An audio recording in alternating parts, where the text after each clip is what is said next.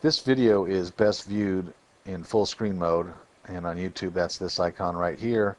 And if you have a high bandwidth connection, you also want to watch it in HD, which is this icon right here. This video goes over how to enter your first domestication. Now, if the domestication has already been approved and there's already a case number assigned, then basically it's exactly the same as entering your first judgment, and there's a link on the screen now for that. This video is for basically when you're going to file for your first domestication and how that process is carried out.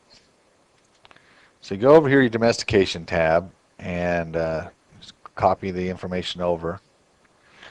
And then you're going to go here and you're going to enter in the court. But in this case, you're going to enter in the county clerk or whoever it is that you need to send a letter to or contact in regards to getting a domestication filed. And of course that's going to be different depending upon your state. But here we go. And I'm copying and pasting this stuff over so you don't have to waste time watching me type. So we fill this out.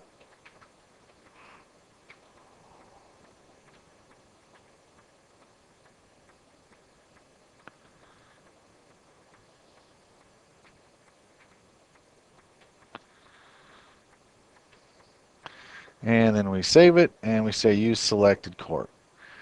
And as soon as that happens, as soon as we select the court, then the system sees this domestication tab as being alive, and it automatically pulls in the award amount, which is the amount that you want to file for your domestication, which is the total due on the original judgment as of today.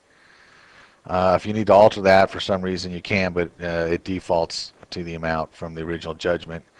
And generally speaking, when you file a domestication, you want to roll in all of your principal, interest, cost, everything that they currently owe should be the starting point for your domestication.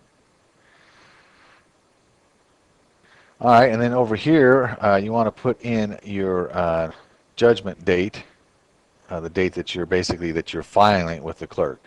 So we're going to say 10/28/2009. Okay.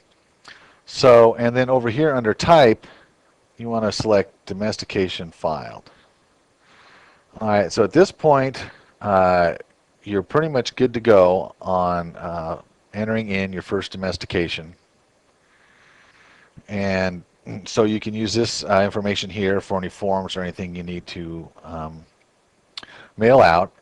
And then when you get your the domestication actually filed and approved, and you get a case number and all that in a court, then what you would do is you would go ahead and click on this court, enter in the new court information for the court that it was actually domesticated into. And then that would show up in here, and then you would change the judgment date from the date it was filed to the date that the judgment was awarded, and then you would change this back to whatever is appropriate other than a domestication file, because at that point you're past filing, you've been approved, and of course your case number and your judge, and then it just becomes just like pretty much exactly like your original judgment. And that should be everything that you need to know for entering in your first domestication.